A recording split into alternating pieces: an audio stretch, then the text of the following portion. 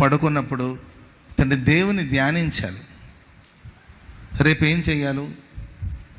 ఇడ్లీ వేద్దామా, దోశలు చేద్దామా? ఇడ్లీ పిండితో దోశ వేస్తే ఎట్లుంటుంది? దోశ పిండితో ఇడ్లీ వేస్తే ఎలా ఉంటుంది?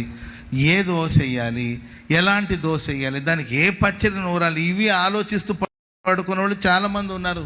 ఉదయాన్నే తొందరగా లేవాలి, చాలా పనులు ఉన్నాయి అని దీన్ని ఆలోచించే వాళ్ళు కొంతమంది ఉన్నారు. మంచం మీద పడుకున్నప్పుడు చెత్త చెదార ఫోన్లు పక్కన పడేయండి.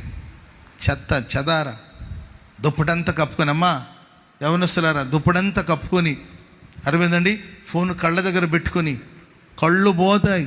ఎప్పుడు నిద్రపోతున్నావు? ఏం ఆలోచిస్తే నిద్రపోతున్నావు? ఏం ధ్యానించి నిద్రపోతున్నావు? ఆయన ఇచ్చిన రక్షణను ధ్యానించండి, ఆయన చూపిన ప్రేమను ధ్యానించండి, ఆయన నడిపించిన మార్గం అంతటిని జ్ఞాపకం చేసుకొని మీరు ధ్యానిస్తుండగా క్రొవ్వును మెదడును, క్రొవ్వు అనేది బలానికి సాదృశ్యం, మెదడు అనేది జ్ఞానానికి సాదృశ్యం అండి. క్రొవ్వును మెదడును దొరికినట్లు నా ప్రాణం తృప్తిగా ఉంది.